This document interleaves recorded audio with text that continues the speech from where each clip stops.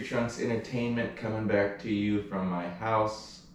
I am going to be doing a 6-month review on my 2022 Specialized Stumpjumper S5 Alloy Base. That's a mouthful.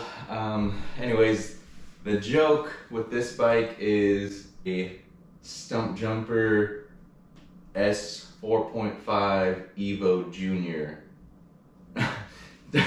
And that's because I shortened up the chainstay here.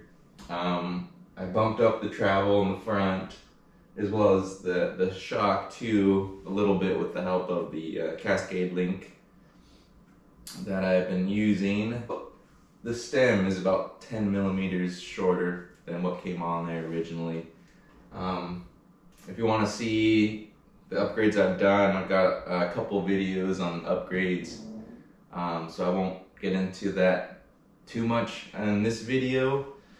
Let's see here.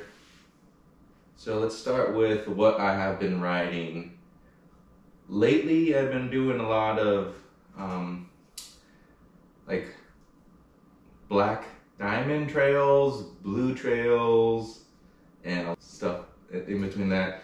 So the black diamond has been like some steep, gnarly, rocky descents, a lot of switchbacks, tight rocky drops. Escita Trails is a pretty good one. I recently did Cold Springs, which is technically on Trail Forks here. It's a black diamond. What else? I've done Tunnel on it too. That was pretty technical and very steep. A challenging trail that we have here. Let's see what else. I've been doing some mellow blue trails. I'd even say cross-country riding. Elings Park, I have a video on some of the Elings trails. That's very cross-country, flowy, climby,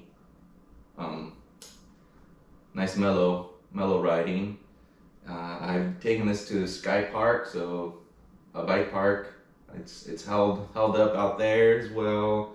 I have done dirt jumps. You know, hit the jump line at the Sky Park as well. And then commuting, I don't have a car, so I usually ride my bike to the trails, ride the trails, and then ride home.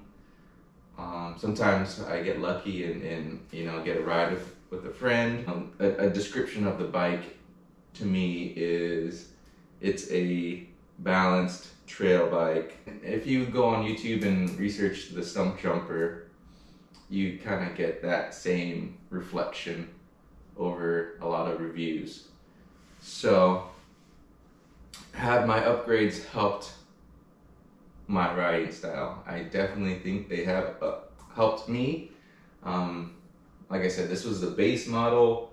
I'd say now this is probably up in the expert level. Really nice suspension on here, custom wheel set, larger brakes, top of the line brakes.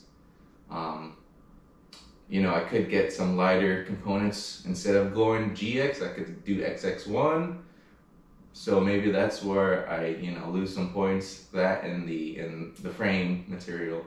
But yes, I definitely feel like it has helped my riding. So the way I have the upgrades set up, it just feels like I could just focus on my riding now, and the bike can handle pretty much whatever I throw at it. What is original on this bike?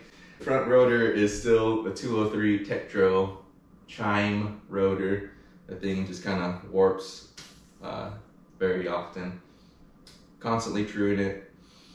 The other original thing is like the dropper post. It's 170 still, X-Fusion, and then I have the original lever still. It works good. And the saddle is still original. It's like a bridge saddle. I just swapped it out for a 155. Originally came like with a 143. So that's, and then the aluminum frame. This front triangle is the same. I messed with the back and the linkages. Okay, so here's the next question. Is the alloy base worth it? I'm gonna say no. Unless you don't send it, if it's your first mountain bike, then I'm gonna say go with the base, because it has everything you need. You're gonna save some money, basically.